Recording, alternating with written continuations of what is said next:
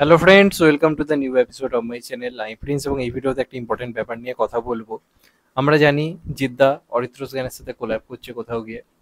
অরিত্র দা পরপর বেশ কিছু সিনেমায় স্ক্রিপ্ট রাইটার হিসেবে কাজ করেছে এবং বেশ কিছু সিনেমাই দর্শক মহলে বেশ প্রশংসা পেয়েছে, ভালোভাবেই মানে কোথাও গিয়ে আলোচনা হয়েছে সিনেমাগুলো নিয়ে। বেসিক্যালি মৃগয়া নিয়ে তো প্রচুর পরিমাণে আলোচনা হয়েছে এবং আমি এটাই খুব খুশি হয়েছি যেটা কমার্শিয়াল সিনেমাকে নিয়ে লোক এইভাবে আলোচনা করেছে। হ্যাঁ, বক্স অফিস আরও বেটার হতে পারতো, কি আর করা যাবে, আমাদের এখানে অডিয়েন্সের সেই সাপোর্টটা নেই যেটা ডিজার্ভ করে। নাহলে মৃগয়া যে লেভেলের কাজ হয়েছে আমাদের ইন্ডাস্ট্রি থেকে আরো অনেকটা সাপোর্ট কোথাও গিয়ে দরকার।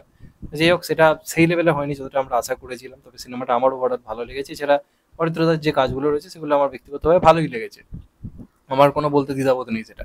এবার এই যে কাজটা আসছে এটা নিয়ে প্রথম থেকে অনেক রকম সমালোচনা, অনেক রকম কথাবার্তা হচ্ছে, নানা রকম কথাবার্তা বলছে, তবে যা যা ইনসাইডার আপডেট পাচ্ছি বা তোমাদেরকে দিচ্ছি, ভয়ঙ্কর ভয়ঙ্কর কাণ্ড ঘটাবে এই সিনেমাটা, এটা আমি চোখ বন্ধ করে বলতে পারি। কারণ সিনেমাটার মধ্যে পোটেন্সিয়াল রয়েছে, মানে অভিনেতা জিৎ এবং মসজিদকে একসঙ্গে দেখার, এবং সেটা যে কত বড় কম্বিনেশন সেটা আমরা সবাই জানি। শুধু সঠিক টাইমে রিলিজ করা, সঠিকভাবে প্রমোশন করা, এটা সব থেকে বেশি ইম্পর্টেন্ট।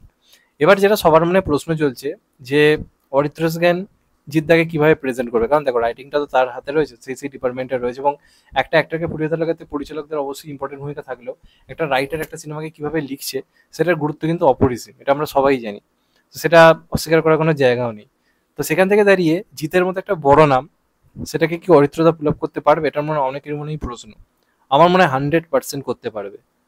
জিদ্দার এতদিন ধরে এরকম একটা কোলাবের কিন্তু কোথাও গিয়ে আমার মনে হয় দরকার ছিল, কারণ দেখো নতুন যারা আছে না তাদের ভাবনা চিন্তা অনেকটা ইউনিক অনেক দিক থেকে। তুমি যদি ভালো করে শ্রীমান ভার্সেস শ্রীমতী দেখো, ওরম ধরনের ফ্যামিলি ড্রামা, ওরম ধরনের কনসেপ্ট কিন্তু কাজ বাংলায় অনেক হয়েছে, কিন্তু ওটা দেখো কতটা ইউনিক হতে প্রেজেন্ট করেছে। তুমি দেখে বুঝতে পারবে যে হ্যাঁ ভাই, নতুনত্ব কিছু একটা দেখছি। বা মৃগয়া তো আজকে তুমি যদি দেখো ঋত্বিক দা তাকে কমার্শিয়ালি যেভাবে প্রেজেন্ট করেছে, অভিরূপদার ডাইরেকশন তো অবশ্যই রয়েছে, কিন্তু যে ধরনের ডায়লগ দেওয়া হয়েছে, যেভাবে রাইটিংটা করা হয়েছে, সেটা কিন্তু খাপে খাপ। সৌরভ তাকে কিভাবে লিখেছে অরিত্রতা, তারপর তুমি দেখে নাও বিক্রম তাকে কিভাবে লিখেছে, বা অপরদিকে ঋত্বিক দা বা অনির্বাণ দা, প্রত্যেকের ক্যারেক্টারগুলো যেভাবে লেখা হয়েছে সেটা কিন্তু ডেভেলপমেন্টটা দারুণ ছিল। এবার জিদ্দার সিনেমাগুলো যেগুলো বেসিক্যালি এসছে, চেঙ্গিস বলি বা রাবণ বলি বা আরও যে কাজগুলো এসছে, জিদ্দা নিজের কাজ অসাধারণ করেছে, সিনেমাগুলো ভালো আমি বলেছি। জিদ্দার ক্যারেক্টার রাইটিং এর ক্ষেত্রে, মাস মুভির ক্ষেত্রে কিন্তু প্রবলেমেটিক একটা জায়গা রয়েছে, যে এই ক্যারেক্টারটাকে আরো ভালোভাবে লেখা যেত, আরো ভালোভাবে প্রেজেন্ট করা যেত। এই সমস্যাটা কিন্তু মানুষ হোক বা চেঙ্গিস হোক বা রাবণ হোক, এটা নিয়ে আমরা আলোচনা করেছি। বুমেরাং এর ক্ষেত্রে আমার মনে হয়নি বুমেরাং পুরোপুরি জিদ নির্ভর সিনেমা ছিল না, জিদ্দাবাদ বাকিদের ইম্পর্টেন্স ছিল, এবং আমার মানে দারুণ লেগেছিল সিনেমাটা। এবার এই সিনেমাটার ক্ষেত্রে রাইটিং এর উপর আমার কিন্তু পুরোপুরি বিশ্বাস রয়েছে। প্রতীকবিদ্যার কথা আমি এখন যাচ্ছি না, প্রতীকবিদ্যা মানে ডাইরেকশন মানে পুরোপুরি রাইটারের লেখার উপর নির্ভর করছে। সেদিক দিয়ে বিচার করতে গেলে অরিত্রদা আমার মনে হয় দারুণ প্রেজেন্ট করবে জিদ্দাকে।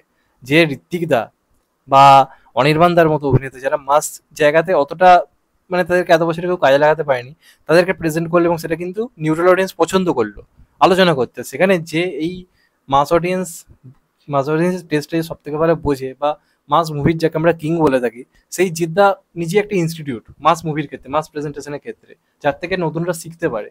তো তাকে ভাবো তাহলে কিভাবে প্রেজেন্ট করবে। অরিত্র দাস যে মাস মুভি করেই না, তাদেরকে এত সুন্দরভাবে লিখেছে, তাহলে জিৎ যে এই ধরনের সিনেমার মানে সঙ্গে পুরোপুরি ওতপ্রোতভাবে জড়িত, তাকে কিভাবে প্রেজেন্ট করবে।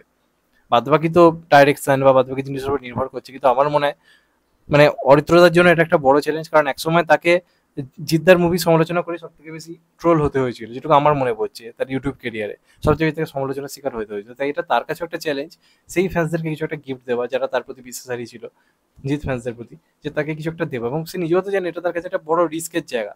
সে তো এমনি এমনি জিতের সঙ্গে কোলাপ করছে না, কিছু তো রয়েছে ভাই স্ক্রিপ্টের মধ্যে। তো আমার মনে হয় তাকে মানে জিদ্দাকে সে দারুণভাবে প্রেজেন্ট করবে।